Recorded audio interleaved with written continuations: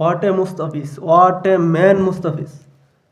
আসলে আমি যতই মুস্তাফিজকে দেখতেছি আসলে মুগ্ধ হচ্ছি, আমি আসলেই মুগ্ধ হচ্ছি। ওই সামি ভাইয়ের একটা কথা আছে না, আপনার প্রেমিকার দুই চোখের কি দুই নয়নের থেকেও সুন্দর মুস্তাফিজের ওই ডেলিভারিগুলা।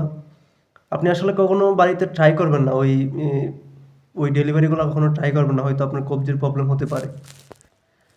বিভিন্ন সময় বিভিন্ন ধারাভাষ্যকারগুলো বলে যে হ্যাঁ, ওর যে ডেলিভারিগুলা ওটা হচ্ছে মূর্তি মোরালি ধরনের মতো হয়, কিন্তু আসলে উনি মূর্তি মোরালি ধরনের একজন লিজেন্ডারি স্পিনার।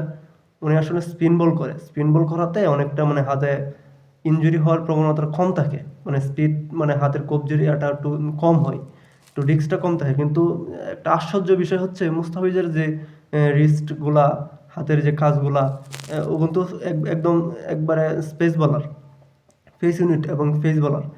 ওর আসলে এই বিষয়টা কিন্তু হাতের এই কবজির কাজগুলো কিন্তু খুবই রিস্কি, এবং খুবই রিস্কি নিয়ে এই বলগুলো করে, এবং আসলে ওটা হয়তো ওর বডি স্ট্রাকচারে এরকম হয়ে গেছে, এটা দ্বিতীয়টা হবে না, হবে না। বাংলাদেশ কেন বলেন, অল ক্রিকেটে এরকম এরকম ডেলিভারি, এরকম সিস্টেমের ডেলিভারি দ্বিতীয়টা হবে না। তাই মুস্তাফিজ আসলেই সবার কাছে স্পেশাল। ওর ইনোসেন্ট, ওর মানে সব কিছু সরলতা আসলেই মুগ্ধ করে সবাইকে।